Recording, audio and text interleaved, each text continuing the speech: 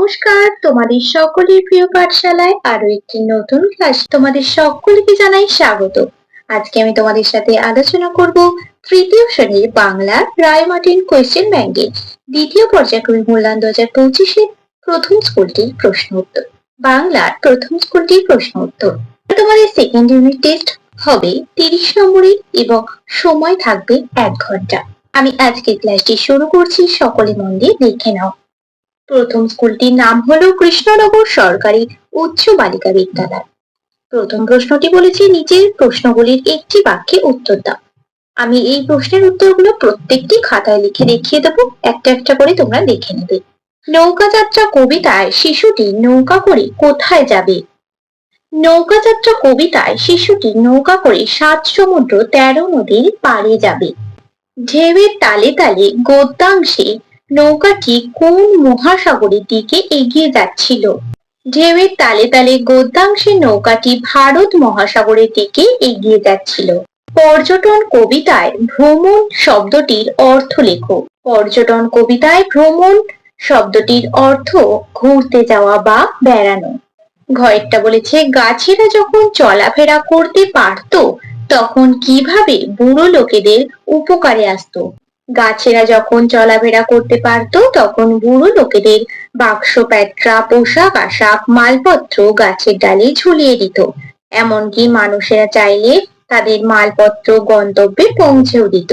বুড়ো লোকেদের গাছেরা নিজেদের ডালে জড়িয়ে জড়িয়ে নির্দিষ্ট জায়গায় পৌঁছে দিত। এইভাবে গাছেরা উপকার করত। ড্রয়িং খাতায় লিপি কি সব ছবি এঁকেছিল? ড্রয়িং খাতায় লিপি অনেক রকম গাছের সব ছবি এঁকেছে। তাদের পাতায় ফুলে কত রকমের রং। হাওয়ার সঙ্গে কে আসে? হাওয়ার সঙ্গে তার সাথী ফুলের গন্ধ আসে। যেদিন ঝড় উঠলো সেদিন কেমন রাত ছিল? যেদিন ঝড় উঠলো সেদিন বর্ষার রাত ছিল। আরাম কবিতায় ঘুম ভেঙে কি দেখা গেল? আরাম কবিতায় ঘুম ভেঙে দেখা গেল তার বাবা আর মা দুজনে দুপাশে রয়েছে। দিদি ছবির বই প্রাইজ পেলে হিংসুটি কি করলো? দিদি ছবির বই প্রাইজ পেলে হিংসুটি সেটাতে কালি ঢেলে মলাট ছিঁড়ে কাদায় ফেলে নষ্ট করে ফেললো। চোরটি কখন সোনাকে চুরি করে নিয়ে গেছিল? সোনার বাবা খেতে গিয়েছিল এবং সোনার মা দুধ জাল দিচ্ছিল। এমন সময় উঠানে সোনাকে একা দেখে চোর তাকে চুরি করে নিয়ে পালিয়ে গিয়েছিল। প্রশ্নটি বলেছে নিচের প্রশ্নগুলির সংক্ষেপে উত্তর দাও। কেউ নদীর জল নোংরা করলে সোনা কি করত?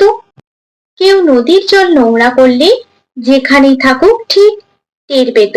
সোনা বাঘিনীর মতো প্রতিবাদ করতে ছুটে আসতো। আরাম কবিতায় সবকিছু ঠিকঠাক মনে হলো কখন? প্রতিদিনের কাজ ঠিক সময়ে হয়ে চলেছে। একদিকে আজান ও অন্যদিকে শিয়ারাম ধ্বনি শুনে মনে হলো সবকিছু ঠিকঠাক চলছে। পরীদের বাড়িতে থাকা সুবিধাজনক মনে হয়েছিল কেন? বাড়ির মধ্যে থাকলে রোদ জল ঠান্ডায় আর তাদের কষ্ট হবে না, তারা সুখে শান্তিতে থাকতে পারবে। কাঠুরেরা এলে লিপিরা কি করলো? কাঠুরেরা এলে লিপিরা সবাই একটা একটা করে গাছকে জড়িয়ে ধরলো। পর্যটন কবিতায় লোকটির মনে বেড়ানোর শখ জাগলো কেন? কেষ্ট বিষ্ট ও মহেশ্বর অর্থাৎ দুনিয়ার হোমরা চোমরা সবাই পর্যটনে বেরিয়েছেন, তা দেখে কবিতার লোকটিরও বেড়ানোর শখ জেগে উঠল। এই প্রশ্নগুলি তো আলোচনা করে দিলাম, পরবর্তী পৃষ্ঠায় কি কি প্রশ্ন দেওয়া আছে দেখে নেওয়া যাক। দেখো পরবর্তী পৃষ্ঠায় 3 প্রশ্নটি বলেছে বর্ণ বিশ্লেষণ করো। ভীষণ এটা ভেঙে লিখলে মানে বর্ণ বিশ্লেষণ করে লিখলে কি কি পাবো? ভয়ে দীর্ঘই যোগ মূর্ধন্য স যোগ মূর্ধন্য। আরাম এটা ভেঙে লিখলে কি কি পাবো? আ যোগ র যোগ আ যোগ ম। বলাকা এটা ভেঙে লিখলে কি কি পাবো? ব যোগ ল যোগ আ যোগ ক যোগ আ। তারপরে 4টা বলেছি বিপরীতার্থক শব্দ লেখো। ছোট ছোটর বিপরীত কি হবে? বড়। সুখ সুখের বিপরীত কি হবে? দুঃখ। সুন্দর সুন্দরের বিপরীত হবে কুৎসিত। পাঁচেরটা বলেছি দুটি করে সমার্থক শব্দ লেখো। গাছ, গাছের সমার্থক শব্দ কি হবে? বৃক্ষ হবে একটা। আর কি হবে? আর হবে তরু। আমি এই দুটো লিখলাম। হাওয়া, হাওয়ার সমার্থক শব্দ কি হবে? বাতাস হবে। আর একটা লিখবো বায়ু। বন, বনের সমার্থক শব্দ কি লিখবো? জঙ্গল লিখবো একটা। আর একটা লিখবো অরণ্য। ছয়টা বলেছি বাক্য রচনা করো। সমুদ্র, আমি সমুদ্রে বেড়াতে গিয়েছিলাম। তোমরা অন্য বাক্য রচনাও করতে পারো। কুজন, কুজন বলতে পাখির ডাককে বোঝায়। এটা আমি লিখে দিলাম। বন জঙ্গল, বন জঙ্গলে অনেক পশু দেখতে পাওয়া যায়। আমি এই বাক্য রচনাগুলো লিখলাম, তোমরা অন্য বাক্য রচনাও লিখতে পারো। তাহলে আজকের ক্লাসটা আমি এখানে শেষ করছি। খুব তাড়াতাড়ি আরো একটি নতুন ক্লাস নিয়ে হাজির হব তোমাদের সামনে।